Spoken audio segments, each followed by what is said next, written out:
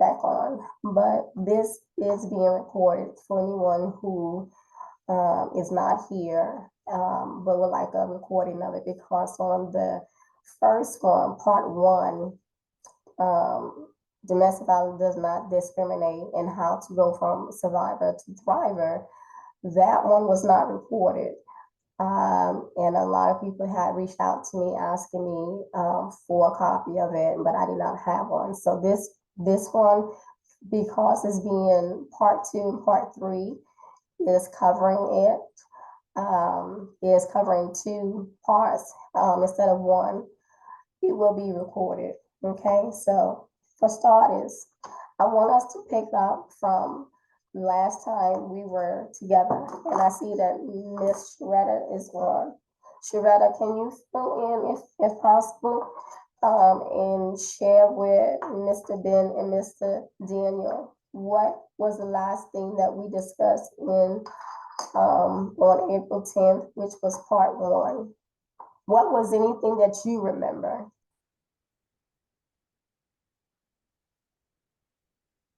I know one of the things we talked about, can you hear me? Yes, yes. Okay. One of the things we talked about were the different types of abuse, who can be abusers, and the top level of abusers, as identifying police officers as being the most like the number one abuser, and the different levels, or the different people Right, that could have been identified as an abuser. right, right. Awesome. And I'm glad that you started off with that one, because I'm going to share my page. And let's see, I'm going to share my page with you guys. And this is where we actually left off at. So I'm putting it right now for you. Okay. And this is what Miss Sharetta is talking about now. This is something that was very important that, like I had shared in our last session, that I was shocked, because it says 10 professions with the highest rate of domestic violence. And when I scrolled down and I saw it was number 10, ranking at number 10 was the NHL, the National Hockey League players.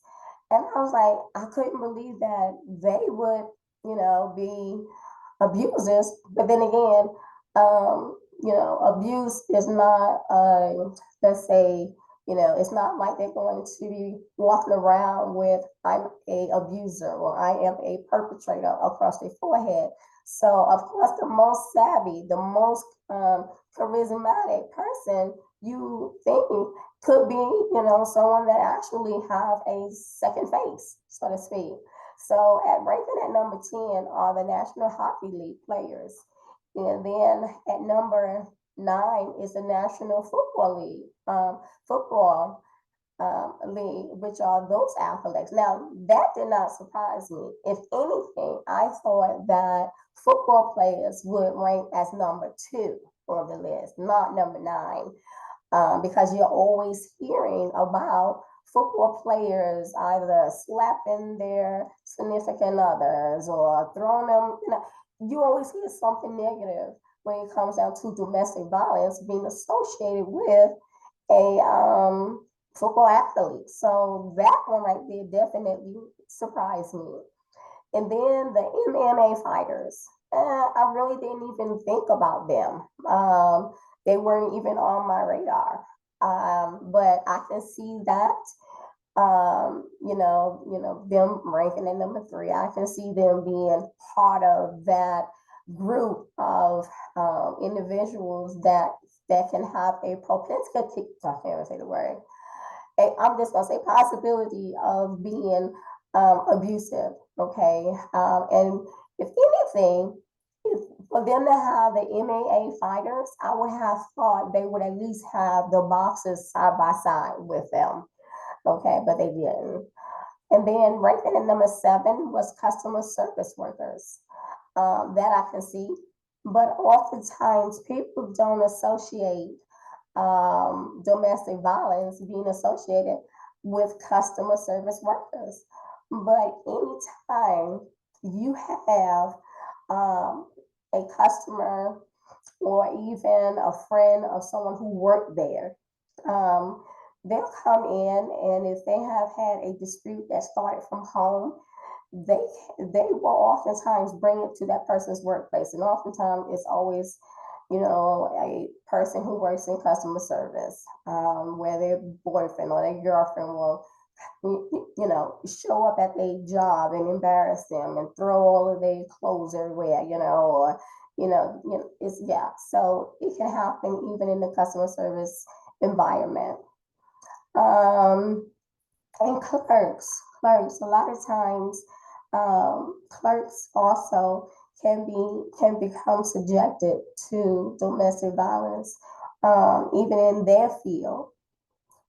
There are times when you may have, let's say, an employee who does not get along with the boss for whatever reason, and they may be having some type of something going on, but one or the other breaks it up, and all of a sudden, now you have domestic violence within that type of area too.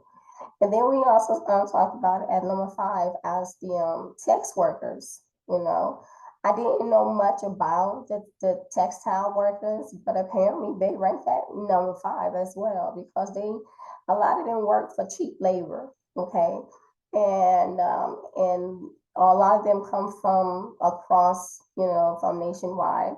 So of course, a lot of those textile factory workers don't get paid much. That's just like back in the day, years ago, even before I was born, there were coal mine workers. A lot of them didn't get paid much, if we looked at it from now. But back then, that was the thing, to be a coal miner. And many men were in that field. And then gradually, a lot of women started going into that field, because that was the only type of decent work that a lot of them were able to obtain during that time. Now, if we look at the amount of money or the income that these individuals were bringing home, we would be like, how are we going to live off of that? But to them, and in that era, that money, whatever amount it was enough. And so a lot of little boys, wanted to be a coal miner.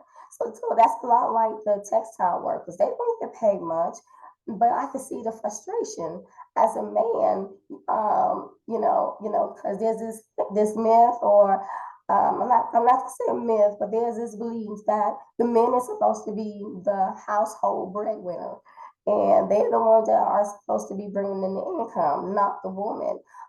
So with these type of individuals working in the textile area, they, I'm certain they must feel less than a man because of the amount of money that they are making, and they believe that they should be, making a lot more for their family. So the frustration of it all, not that we should condone their behavior just because they're not making the amount of money that they believe they should make, but it's just to point out that this can lead up to domestic violence, is low income individuals that have a low income, and they're struggling, the frustration of it all. So, and then the nurses, I can see the nurses being very stressed out, because a lot of them are underpaid and often overworked, and even looked over sometimes with regards to job promotions.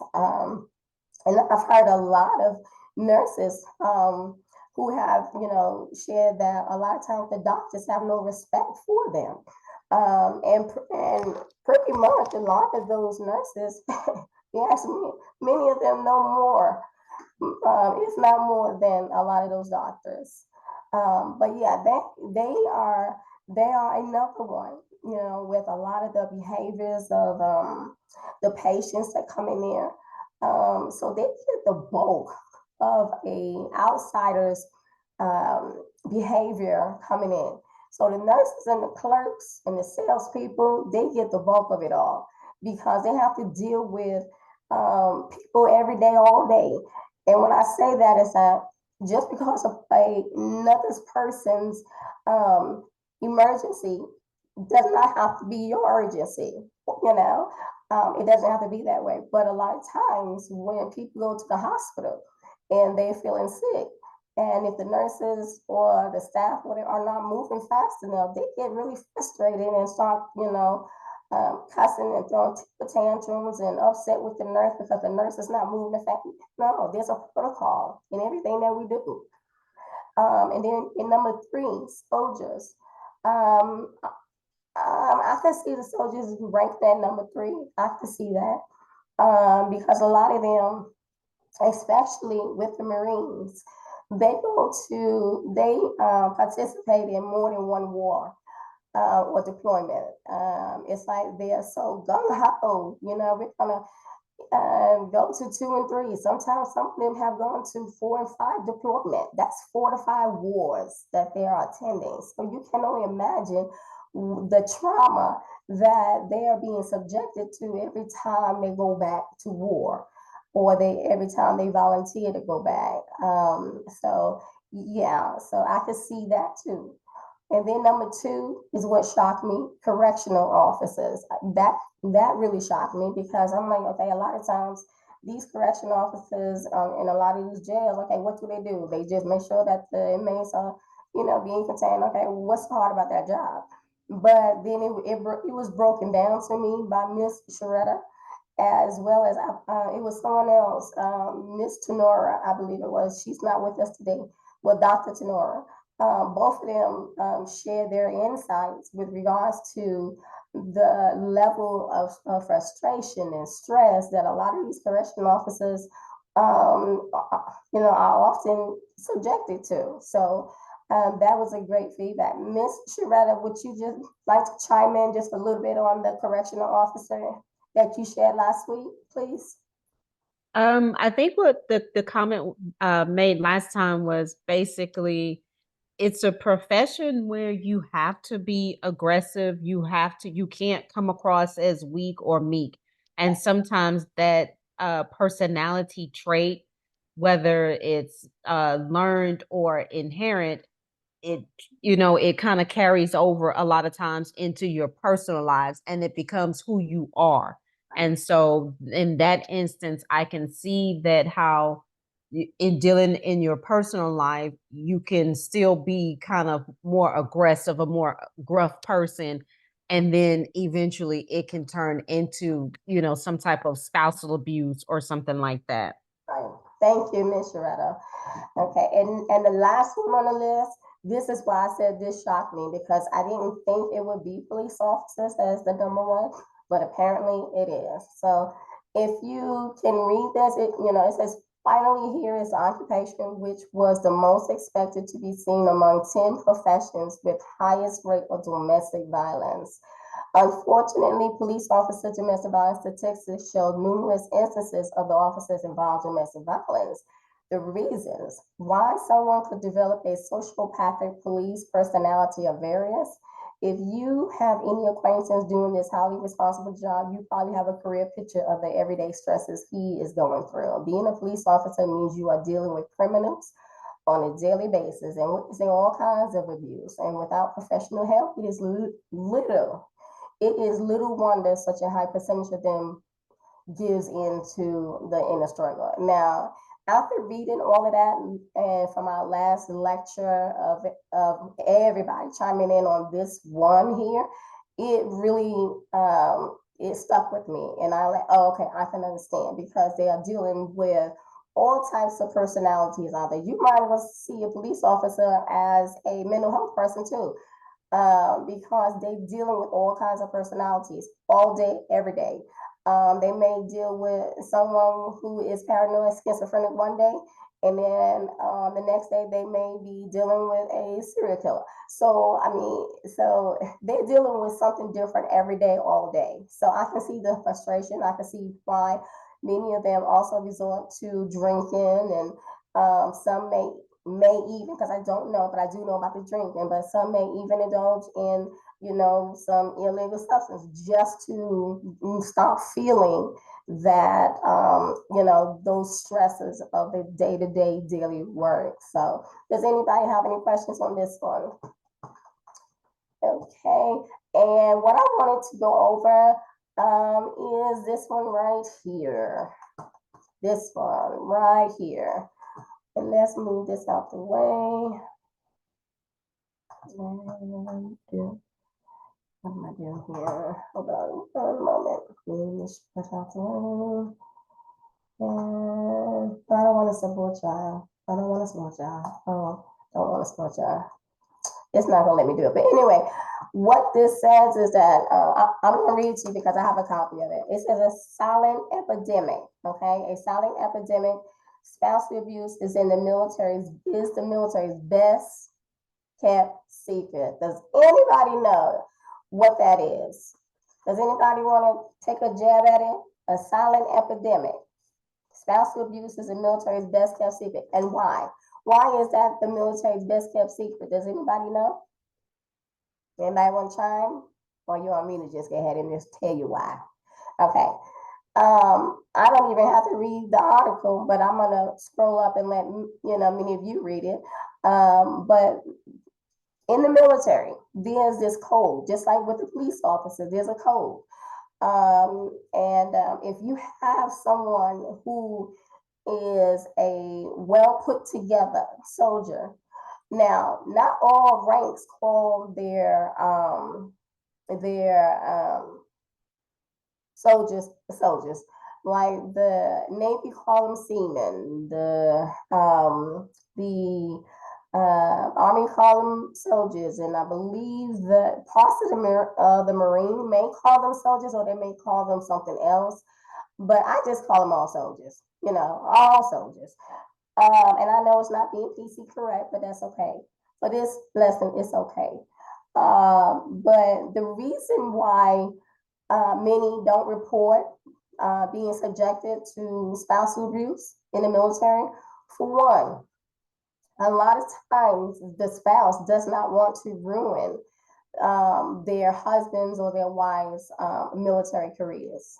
Because if they ruin the husband or the wife's military careers, it affects them too. So if they have the luxury of traveling all around the world with that spouse, and being able to shop on bases and bring back like nice artifacts from different parts of the world to them, and if they're not used to all of this traveling in the first place, they're not going to report that.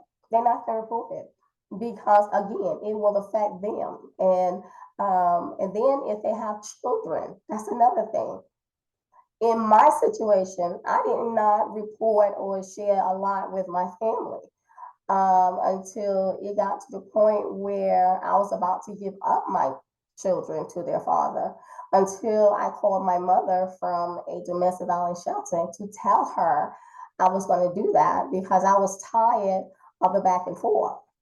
And that's when I remember that phone call, and my mother said, "Don't do that. Don't do that, because when it's time for you, or when you ever get to a point in your life where you want your kids back, you're gonna have a difficult time doing that."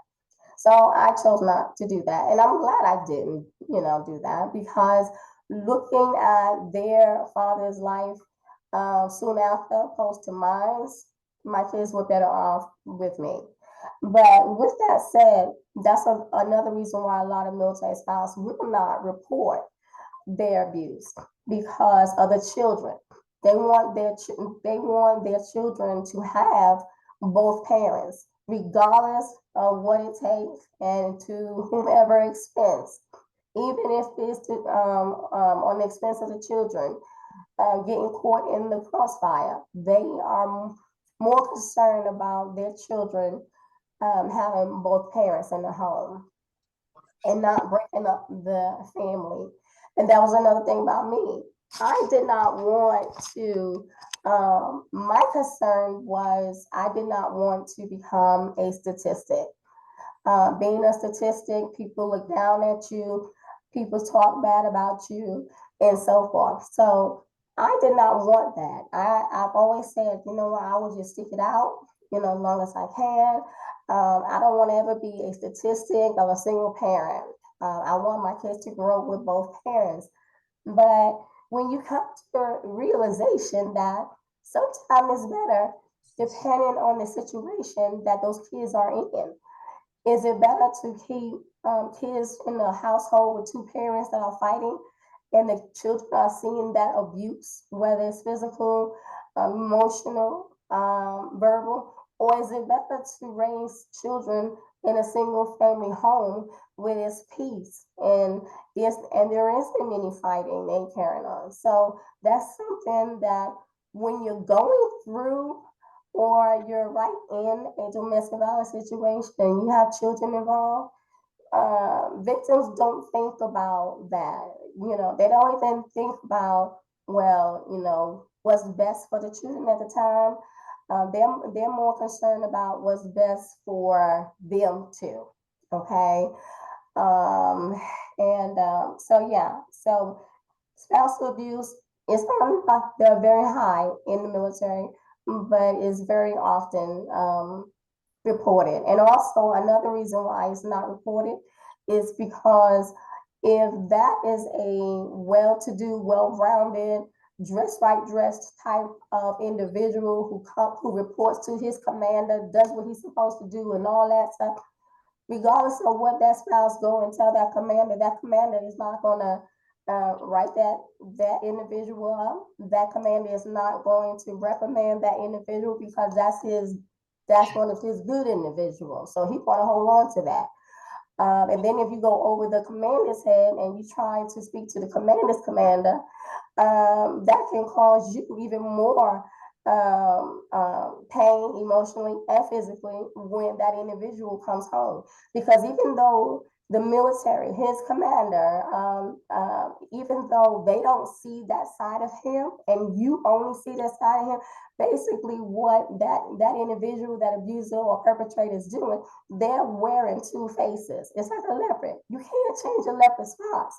But when it comes down to an individual who is living two different lives, one at work, they are very, nice, easygoing, charismatic, and gets along with everyone. Everybody likes this individual, but then when they come home, they are a total monster. And I'm sure there are a lot of family, a lot of homes that have to deal with that on the daily.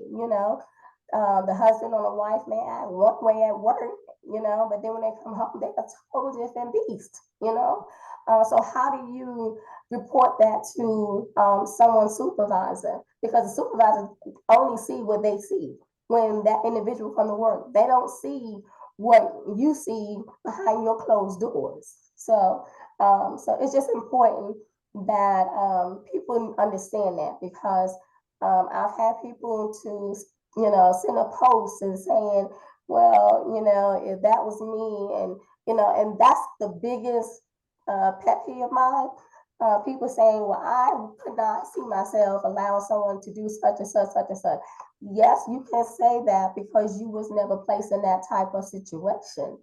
So I always tell people never say never because you don't know what you would do in certain situations. You can imagine what you may do, but no. So does anybody have any questions about this? And also, another key point about this, the reason why a lot of spouses don't report, a lot of them may not have any advanced education. So they may have married their high school sweetheart, and whereas they were more of a stay-at-home wife or a stay-at-home husband, while the significant other or the other spouse actually was the breadwinner since they were the one in the military. So that's another thing. And then another reason is because a lot of times someone who have joined the military, they may be, or they may have been the first generation to have joined the military. So that's something big for that family. So that other spouse is not going to want to mess that up for them or their family. Or it could be an individual who family have a tradition where every male that was born joined the military. So again, that other spouse may feel, I don't want to mess up that tradition, because it's going to look bad on me. So there's several reasons why spouses will not report domestic violence in the military. But domestic violence can cause an Article 15. Article 15 is a uniform code of justice where they can get put out the military for sure, and will not be able to rejoin based on that. So yeah, so there's a lot of reasons why spouses will not report it. They'll just let it go on and on and on and on and on until that individual retire or something like that. Because, and another thing is that if you divorce someone before 10 years in the military, you don't get anything from them. When I say anything like their pension, their retirement, anything like that, you won't get that. And a lot of these spouses know this too. So to say, well, they playing it smart or they playing it, hey, each is to their own. It's up to them. When they're ready to walk away, they'll walk away. But can't nobody tell them and force them to walk away. They have to want to and do it on their own. Okay, so we finished that one, and I'm gonna stop sharing. And does anybody have any questions about that one? Okay. Yeah, we're on time, even though we started late. We're on time. That's a great thing. Okay. And Miss Patricia joined. Thank you, Miss Patricia and Miss Katrina. Thank you for joining. So 10 point facts about domestic violence. So I'm going to share this other slide. It is not my way. The 10 important facts about domestic violence. Let me go back in here. Let me share my screen again. And there you are. And we're going to share you. Okay, y'all can see that, correct? Any yes, no, maybe? Yes, ma'am. Okay, thank you. Okay, so this is 10 important facts about domestic violence. And of course, you got, people talking and all this stuff. But one of the things I wanted to point out that I did not see on here was are a few things. But we're going to just go over just a few. And then we're going to have a little Q&A, and then we'll be through for the night. And this actually have covered part 2 and 3, really. I'm just trying to move a little bit quicker. What does domestic violence look like? Okay, some people, okay, and as you can see, I have on one of my apparel that says domestic violence does not discriminate. And I wore, for one, I'm cold because I'm still going through this virus. And for two, I wanted you guys to see that I sport, what I'm on a mission about. And oftentimes when you hear people say, or even use the word discriminate, the first thing that comes to most people's heads are race, religion, sex, genders, things like that. But I have never in all my life heard anybody mention domestic violence until now. Recently, now you're hearing more about domestic violence because it's so prevalent and it's steady inclining. And we thinking that domestic violence is only going on here in the United States. Oh, no. I have really connected and established a lot of relationships with a lot of the professionals in other countries. And right now, Australia is, they have a murder of a woman every day. And even several of them have asked their government or their parliament, why isn't it being labeled as serial killing against women? Because the target right now in Australia are women. That's all it is. They're just targeting women. And in Germany, I've spoken to someone in Germany, and right now you cannot even be anywhere in public or in any type of worship plays, seminars, any rooms, hidden rooms. You cannot be heard or seen saying anything negative about domestic violence. And if so, you will be arrested. In Germany, of all places, I would have never thought that. Also in Canada right now. Same thing that's going on in Australia is the same thing that's happening in Canada right now. For some reason, it's like it appears as though it's become a genocide of women being killed. Women right now are the target. And I shared with some family members and some friends that I was offered to come to speak, to fly out and speak in Australia When is it? In I think like June, I think it is. Yeah, I turned it down because I'm not wanting to put my life in danger flying to a country when I already have been informed that women are targeted. So I don't want to put myself in that type of situation. Also, I was offered to come and speak in Canada, and I turned that one down too. However, they did offer a different option. They offered for me to speak, like I'm speaking to you, via virtual, and so that is what I accepted.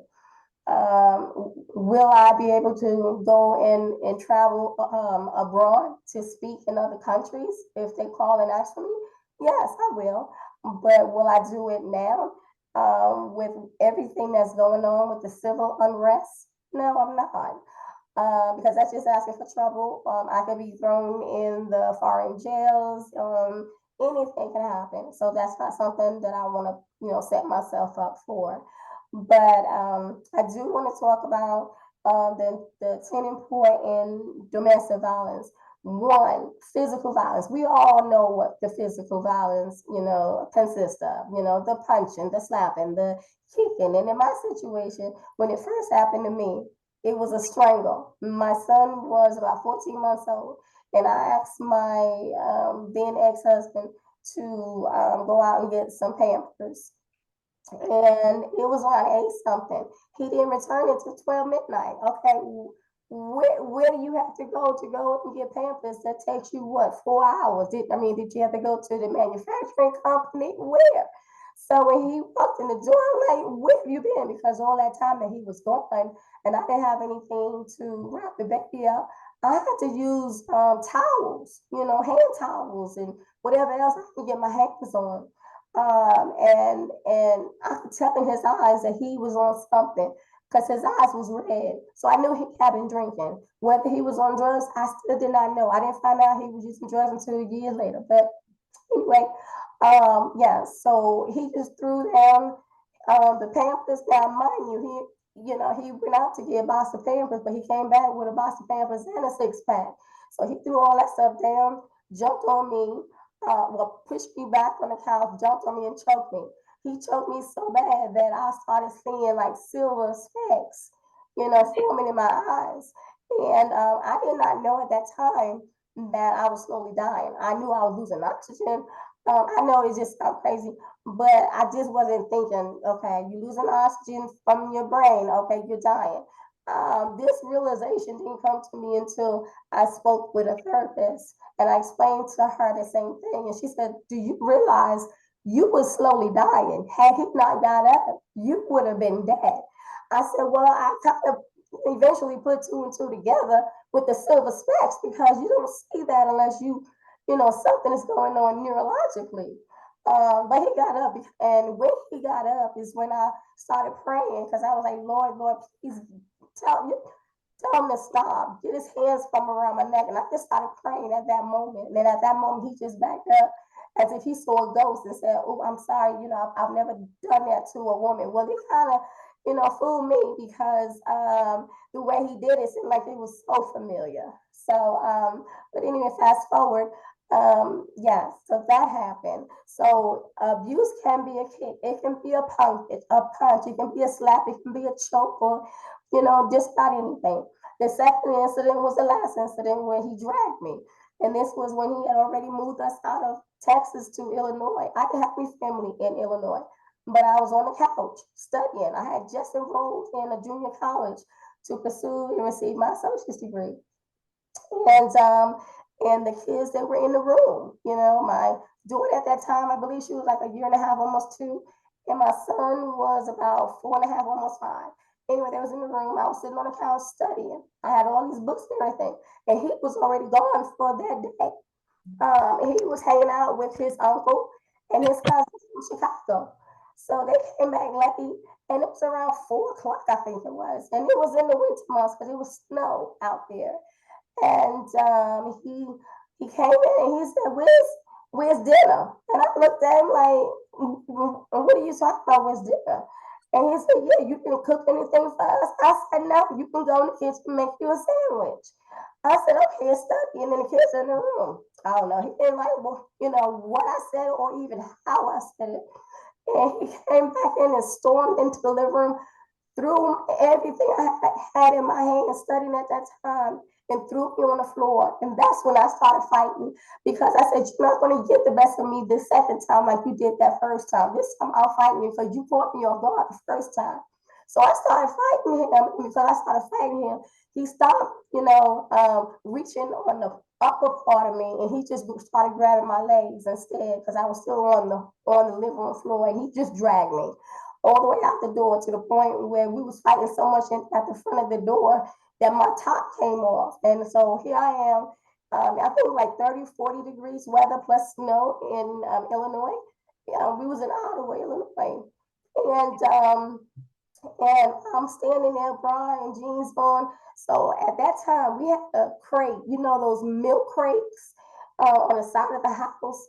When the milkman come and then they don't take the crate back half the time. So a lot of people just put it on the side of the house out the way. Well, I climbed up there to try to get through the window because the window on the side of the house to the living room that was still open. So I tried to climb up there, and he saw me trying to climb through. And at that time, the kids came out the room crying and screaming, "Daddy, stop, stop, stop, let mommy in!" And he told them, "If y'all don't get back in your room, I will beat you so and so, so and so, or I'll throw y'all so and so's out the door with your mother." So they went back to the room. They were still crying, and he slammed down the window, and it caught, part of my fingertip. But I was able to actually pull it out. So I just sat on the stoop, and I'm cold and I'm freezing. Cars just driving by. Not one person stopped. But then when he finally opened the door, that's when this is where the power and control comes in when it comes down to abusers and perpetrators. They like to have that sense of control. So he opened the door and said, "Have you learned your lesson? Are you gonna be okay now?" And I felt like a little kid, but I had to subject to that so I can get back in the house to be with my kids. I didn't care about what was happening to me at that time. I said, "Yeah, I learned my lesson." So he said, "Okay, come on back in." I came back in.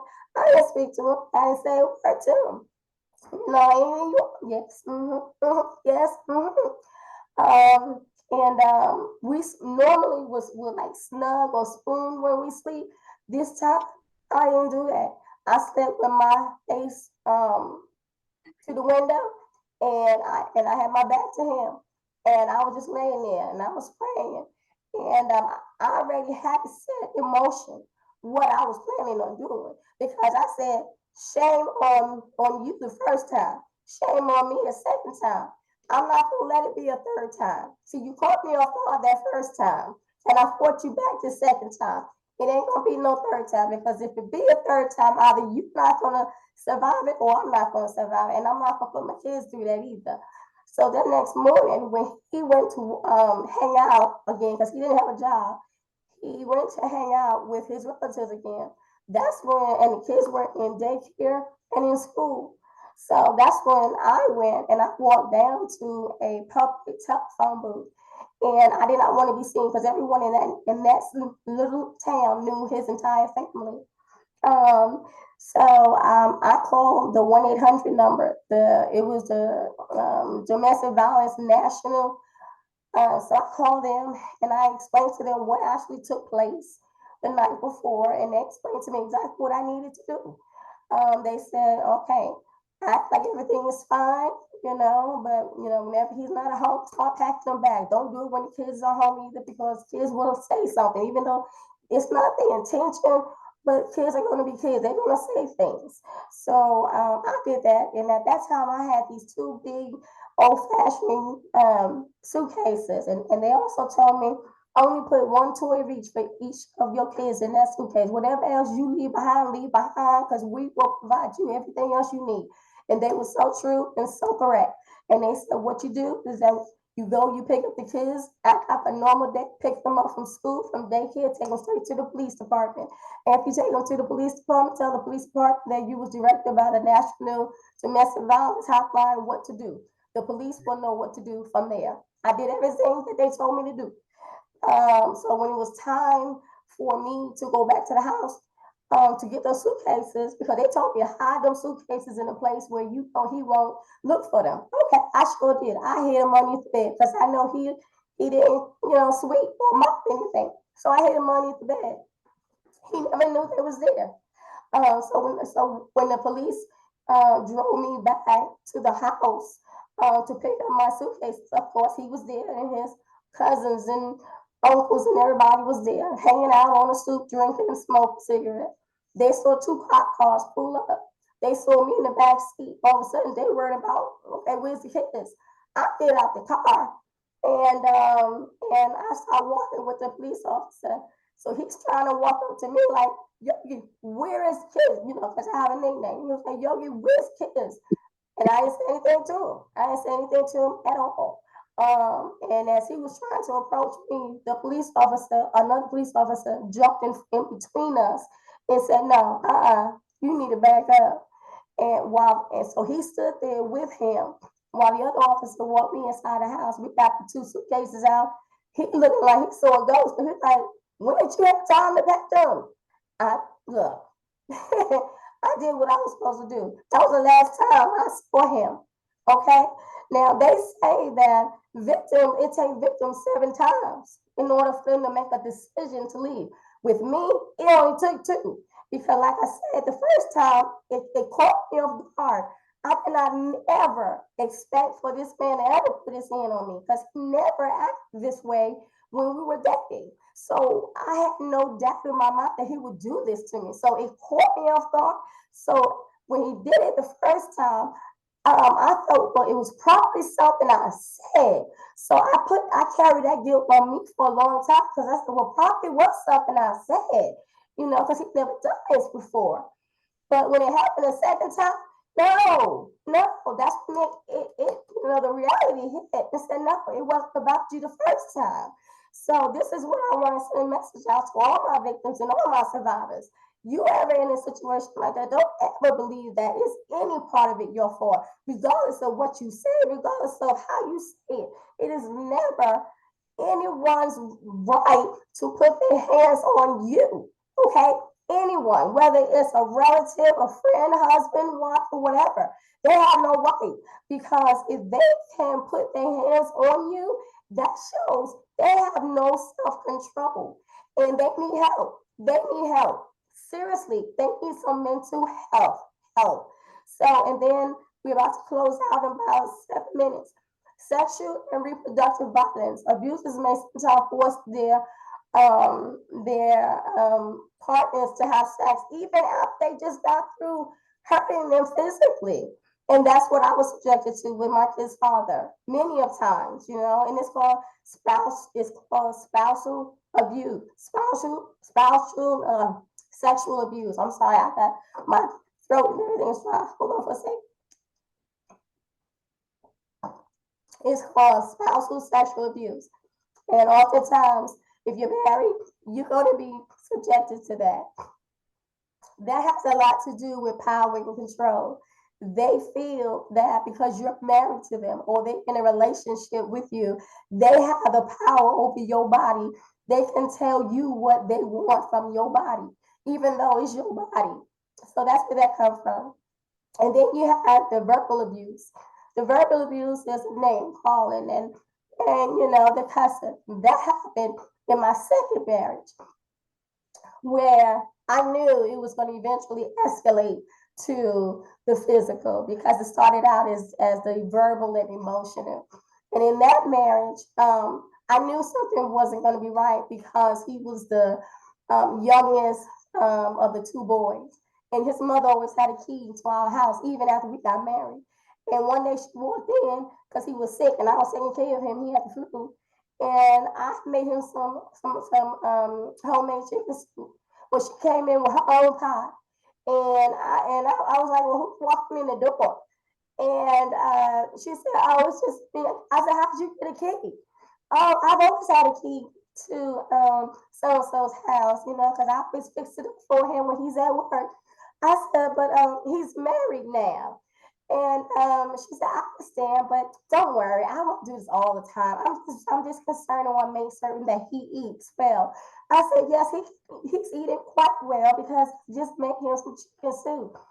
Well, she came on in and was all in my kitchen as if it was part of hers. And, so that didn't sit well with me. It really didn't, because when you marry, your mom and daddy don't need to just walk up in your house once you get married. I'm sorry. When you a bachelor or bachelorette, that's fine if that's what you want to do. But when you get married, no, all that needs to stop. But anyway, he started calling me stupid, and I started calling him stupid. And see, I learned from my other marriage. Okay, it's not going to get where it was before. So when I started seeing that we were so disrespectful towards each other, I couldn't even stand being in the same, the same room with him. That's how uncomfortable I started feeling, and I knew it was time for me to get out that marriage, because anytime you're in one part of the house and your significant other comes in that kitchen and you look at them and you don't see them the same way that you saw them when you first got married and said, I do, something is wrong. Something is seriously wrong. And I was no longer attracted to him physically, sexually, and I just did not want him around me.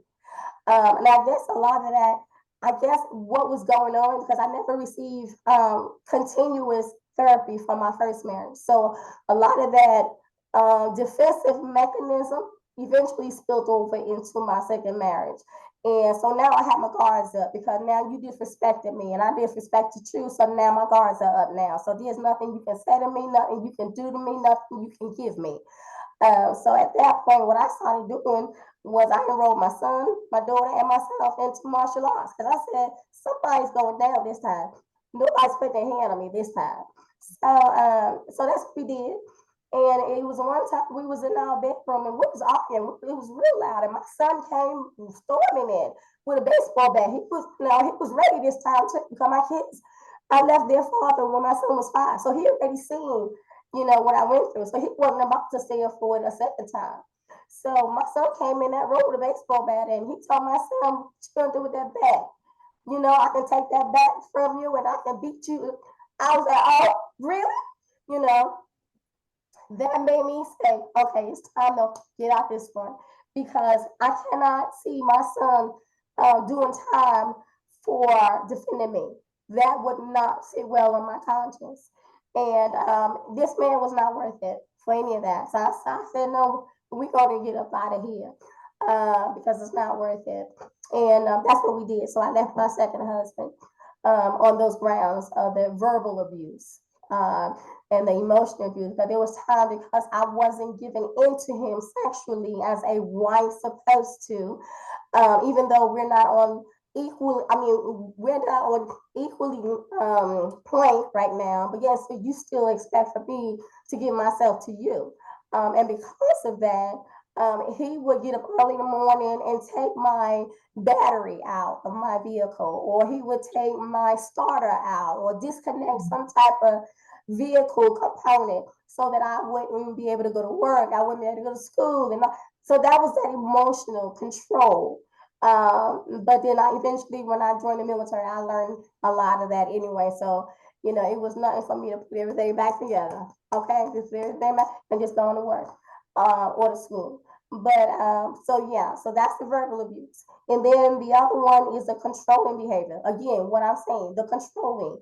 If you don't do what I do, I'm gonna do this and that, because I know you don't know how to do this, so I'm gonna do that. That's just like a person who don't know anything about computers, and but because they want to have that power and control over their significant other, what they're gonna do is that they may just even tamper with the computer and make it seem like it's something major for that significant other to have to ask for their help. It's about power and control. That's all it is, a power and control type of situation.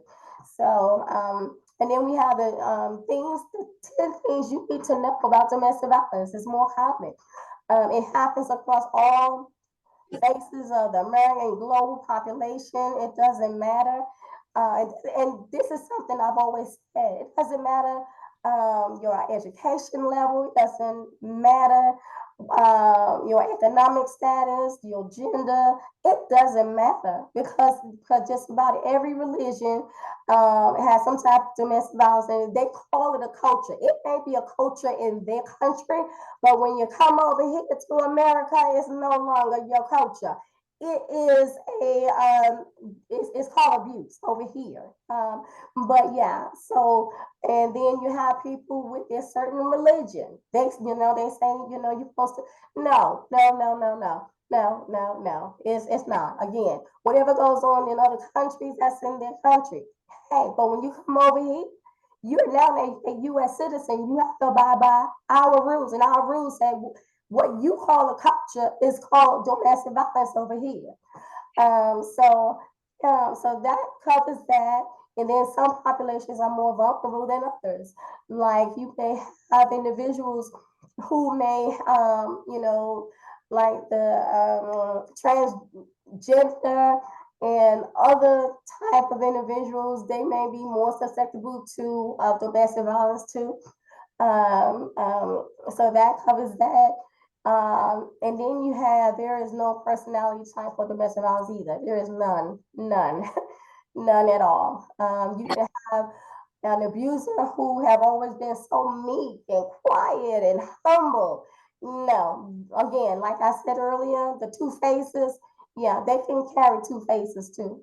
And then the domestic violence is not always obvious. It's not always obvious. I mentioned that earlier about the charismatic type of individual, so polite and so such a gentleman or such a young lady, but they're wearing two faces.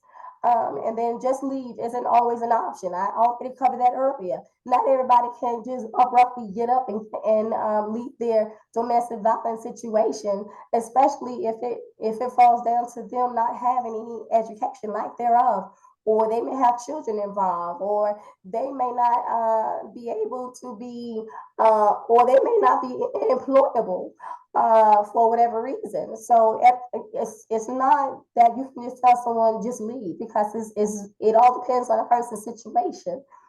Help for survivors can be hard to find. Yes, it is back in the day, but it really isn't hard because there are a lot of resources that are available now that survivors who have already left and they're trying to begin a sustainable life.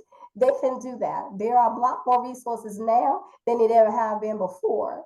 Alcohol and drugs aren't to blame. A lot of times users will say, well, I was drinking some. No, what alcohol does is that it just it gives you that courage. That's why alcohol has always been given the name liquid courage, because that's exactly what it does. It gives them liquid courage to be able to do what they've been always wanting to do. So and same thing with the drugs. Okay. So don't ever, if you ever hear somebody say, well, I was drinking, I didn't know they knew exactly what they was doing. Self-defense is not abuse. Okay, survivors reacting to their abuse are not abusive. Experts agree that lashing out at one's abuser by screaming, yelling, kicking, hitting back, or defending oneself in any other way, not abuse, no matter how the abuse is injured. Meaning, if you are in a domestic violence situation, you're a victim, you're a survivor, or you're a survivor and you don't know how to move forward, enroll yourself in some self-defense, because the police departments always hold some type of self-defense, showing you the basic. So at any time moving forward, you don't ever have to be subjected to domestic violence ever anymore in your lifetime, and you can defend yourself. And if you defend yourself when someone's coming at you trying to hurt you, that is a good defense. Okay. Couples counseling isn't the answer. I always hear a lot of religious people say, well, did you go to counseling? It's not for everybody. It's not for everybody. Okay. I don't care how much counseling you get. Okay. If the person is just downright evil, there is nothing else that can be done. Okay. That person has to work on themselves. They have to work on themselves. Counseling, talking to somebody is not going to help them change their maladaptive type of antisocial type of sociopathic behavior. It's not going to change that. They have to be wanting and willing, because what's in your mind, of course, is going to come out. It's going to come out through what? Your mouth. Whatever you're thinking, it's going to come out through your mouth of what you want to say. And then what's in your heart is going to come out in your actions. So, I mean, if it's embedded in a person's heart that they just evil and they want to be controlling, I don't care how much counseling you get, it's not going to work for you. You got to want to change it. You got to want to, be a better person. So, and love bombing is manipulation. Survivors of domestic violence often report feeling conflicted by their love for their abusers. I did. I did. But again, that's another session. They may have experienced phases of the relationship that included love bombing, being lavish with attention and gifts by their abusers or promises of change. Yes, we all heard it. I'll change. I'll change. I've heard it. I've never been back, and it's been almost over 35 years. No, no. So yeah, and then domestic violence and its effects. Physical injuries and harm are just one way that intimate partner violence can leave its mark on survivors. The effect of IPV can be long lasting and can impact and damage a survivor's emotional mental health. The heavy emotional mental toll of domestic violence can affect survivors in many ways, like depressed, helpless, isolated, ashamed, and embarrassed. So, but that's the bulk of part 2, part 3 of what we actually covered on part 1. And this is the last of my webinar lectures until August. August 26th, we'll begin the 8 weeks domestic violence boot camp.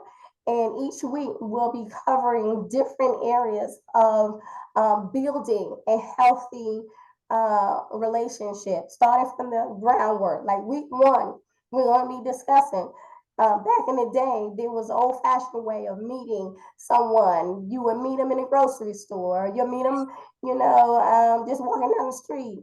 But now, today, we got the dating app. We have all types of dating apps.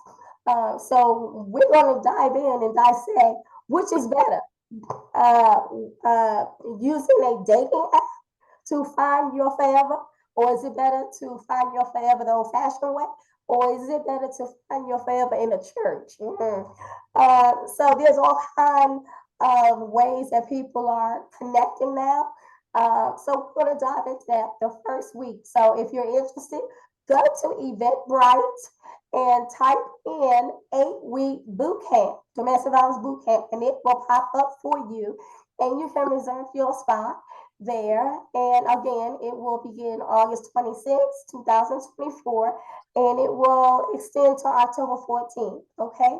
Does anybody have any questions before we dismiss? Anybody have anything to say? Nope. All righty then. Well, I appreciate everyone for attending. I see a note down here, a chat. Somebody said something. Okay, no data explained to the public. Yeah, I know, Daniel. I know. It would be good. Thank you. It would be good that a lot of information, Miss Leah, it would be good if a lot of this information is shared ongoing so that the public can be made aware, but it doesn't. And so it takes individuals like myself and many other organizations to compile what we call a webinar session just to get this information out there to everyone. But yeah, I agree. But I appreciate you all coming in and chiming in and spending time with me. You can always, and again, this is all, tonight's session was recorded. So if anybody want a copy, just hit me up, Facebook, Instagram, LinkedIn, or personal email. There's a lot of ways to get a hold of me if you want a copy, okay? And until next time, thank you all again for chiming in, and you all have a blessed evening. Good night. Good night. Good night. Thank you. All right. Bye-bye.